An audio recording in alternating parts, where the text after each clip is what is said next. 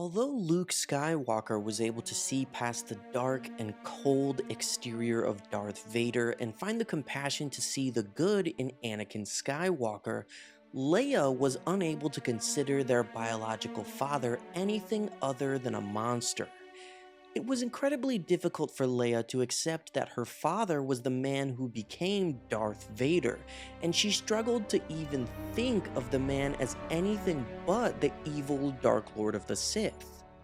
Leia wondered how she could be related to someone so evil and couldn't picture who Anakin was before he turned to the dark side.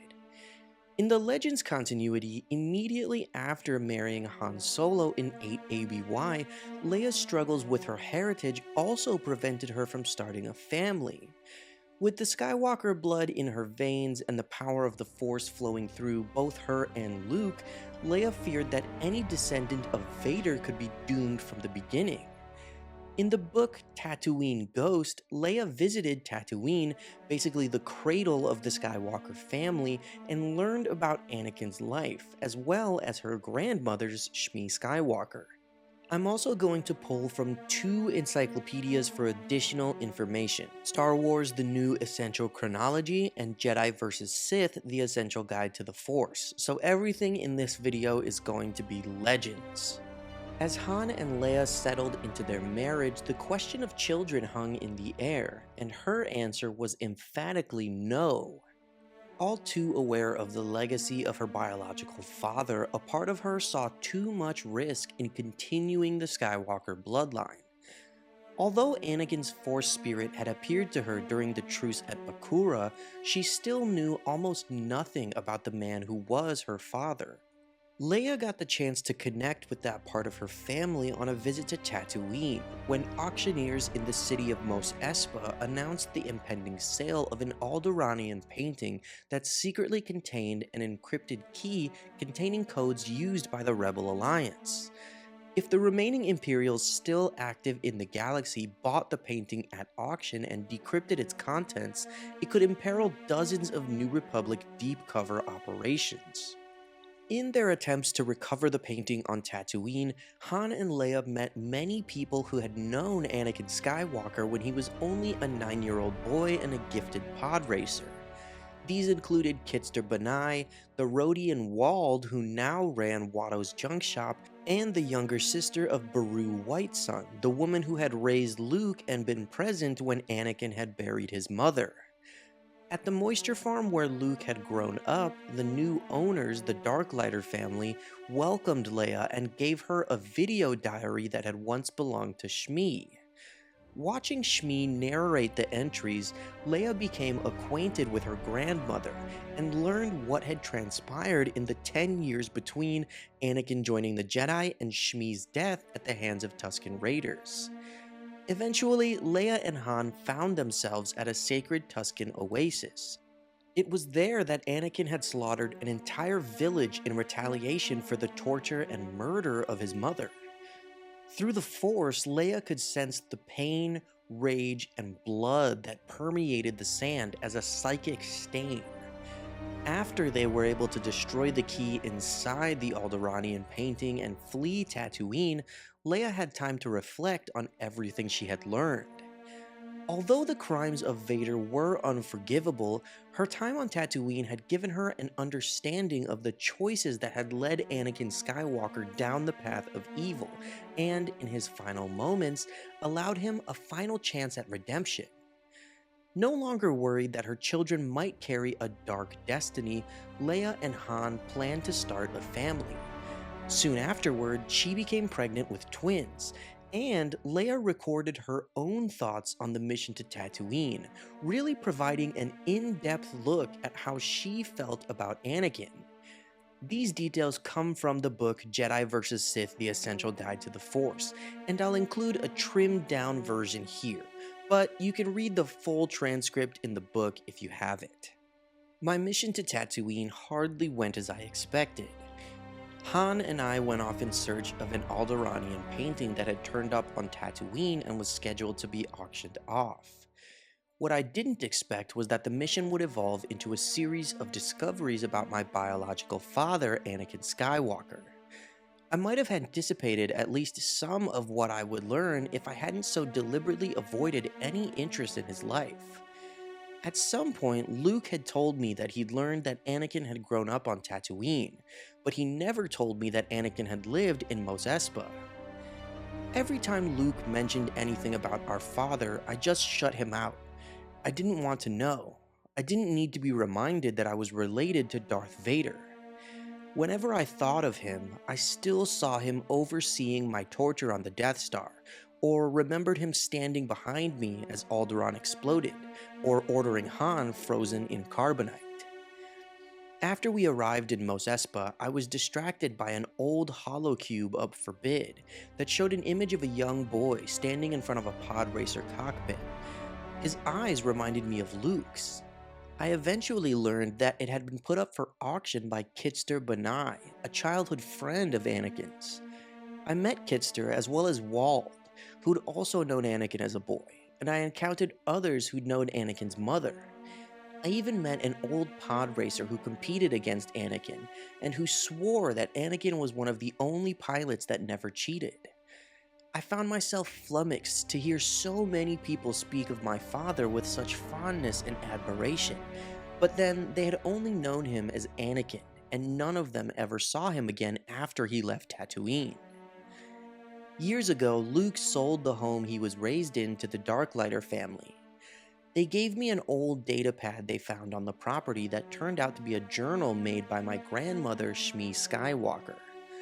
Her journal covered a 10-year period, and almost all of her entries were addressed to Anakin. And so, on Tatooine, I learned that Anakin and Shmi had been slaves. At age 9, Anakin met a Jedi named Qui-Gon Jinn, then won his freedom in a pod race. I don't yet know Qui-Gon Jinn's exact role in the situation, but I know that he was unable to secure Shmi's freedom. Anakin left Tatooine with Qui-Gon, who had promised to bring him to the Jedi Temple on Coruscant. Before he left Tatooine, Anakin gave some credits to Kitster, who used them to secure his own freedom. Anakin also left behind a design for a swoop bike that Shmi gave to Wald, who eventually used the plans to build a swoop that he flew in a race to win his freedom too. Clearly, young Anakin Skywalker was an inspirational person to those who knew him on Tatooine, and a very different individual from Darth Vader.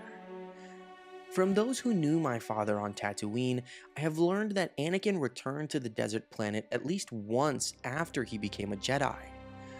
As best as I can figure, this happened just before the Battle of Geonosis, which started the Clone Wars.